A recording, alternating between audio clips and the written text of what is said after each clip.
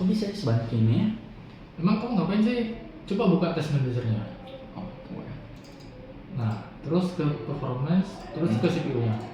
Nah, coba kamu lihat di CPU ini kan ada banyak nih, ada proses, thread dan lain-lain. Ya. Nah, proses itu adalah program yang sedang berjalan. Oh. Jadi karena ada ratusan proses yang sedang berjalan, makanya lumayan berat. Oh. Nah, thread itu adalah pekerjaan-pekerjaan kecil yang ada di dalam program yang sedang berjalan itu. Nah, handle itu semakin tinggi, maka semakin banyak juga resource yang digunakan oleh CPU-nya. Nah, terus uptime-nya juga nih, sampai 5 hari loh, kamu nggak matiin laptopmu. Waduh. Kayaknya ada yang salah nih cara matinnya. Oh, oke. Tapi kalau kita lihat utility-nya sih masih tergolong kecil ya, jadi masih lumayan aman sih. Emang sistem operasi yang kamu pakai apa sih? Windows. Nah, kamu pakai Windows? Ya Windows. Nah, kamu tahu nggak Windows itu salah satu kategori dari General Purpose Operating System. Jadi tuh Windows itu merupakan sistem operasi yang dirancang untuk di pengguna umum. Jadi kayak seperti pelajar, atau kayak orang-orang profesional, yang seperti orang-orang kantoran. Iya.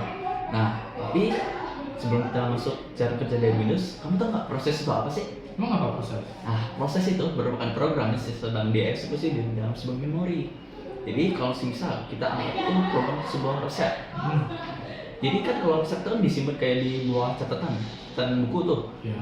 Nah, proses itu merupakan daftar yang sedang memasak resep tersebut. Jadi kalau kita kayak melengkapi dari kayak bahan, kompor dan juru masak yang ada di dapur. Gitu. Di setiap proses itu memiliki sebuah namanya identitas unik yang namanya PID. Jadi kita bakal bisa melihat di test manager ini yang kita sedang lihat ini. Gitu. Misal notepad. Nah, itu kan ada banyak trik tuh persentasenya.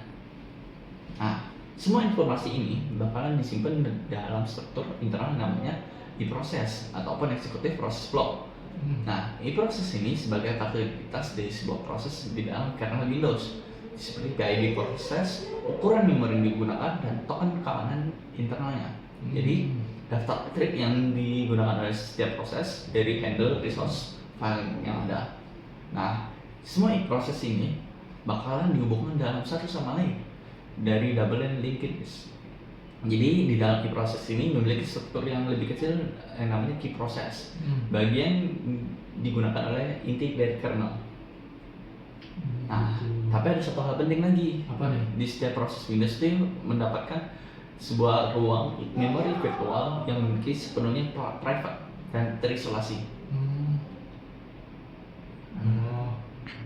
Setauku juga proses itu ada yang namanya life cycle kalau nggak salah. Kalau nggak salah itu life cycle itu adalah dimulai dari step new ketika prosesnya baru dibuat, terus ada masuk ke ready ketika prosesnya tuh siap untuk dijadwalkan. Terus ketika prosesnya dijalanin itu namanya running. Terus pada saat prosesnya menunggu input output atau ada event itu namanya waiting. Terus ketika prosesnya ditutup itu namanya terminator. Nah, terus di Windows juga setahuku itu menggunakan penjadwalan berbasis preemptive prioritas. Itu artinya thread yang lebih prioritasnya lebih tinggi itu akan bisa mengambil CPU yang lagi digunakan. Nah, terus juga setahuku prioritas itu ada dibagi dalam 32 tingkatan dari 0 sampai 15 itu untuk tingkatan yang lebih biasa. Terus dari untuk yang lebih tinggi seperti hardware itu ada di 16 ke atas tingkatannya. Terus setahuku juga ada fitur menarik di Windows. Apa itu? Itu Windows secara otomatis menaikkan prioritas aplikasi yang lagi kamu gunakan. Jadi bisa terasa lebih responsif untuk kamu gunakan. Kalau nggak salah namanya itu Dynamic Priority Boosting. Menarik ya? Ya, menarik juga rupanya Windows. Jadi dari hasil analisis kami, Windows memiliki beberapa kelebihan dalam manajemen proses. Yang pertama, sistem penjadwalan berbasis prioritas membuat Windows mampu menjaga responsivitas aplikasi yang sedang aktif mendapat jatah CPU lebih besar. Yang kedua, isolasi memori antar proses membuat sistem lebih stabil.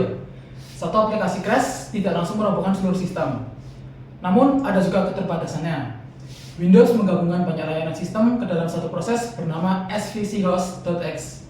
Akibatnya, jika satu layanan di dalamnya bermasalah, layanan-layanan lain yang ikut menumpang di svchost yang sama bisa ikut terdampak. Dan ini temuan menarik dari riset kami. Karena svchost adalah nama yang sangat umum di sistem Windows, malware seringkali menyamar dengan nama yang mirip, seperti SVC H0ST dan SCV host. Untuk bersembunyi dari pengguna, ini menunjukkan bahwa memahami manajemen proses bukan hanya soal performa, tapi juga krusial untuk keamanan sistem. Jadi kesimpulannya, Windows mampu mengelola ratusan proses dalam satu manajemen proses yang terstruktur. Mulai dari struktur proses yang menyimpan tiap identitas proses, lalu ada siklus hidup yang terdefinisi dengan jelas, hingga pencatatan preemptif berbasis prioritas. Sehingga sistem tetap berjalan secara efisien, responsif, dan stabil, bahkan ketika ratusan proses aktif sekaligus di dalam satu laptop. Jadi bukan masalah Windows lama atau yang baru, namun bagaimana sistem operasi bekerja secara di balik layar melalui kita klik.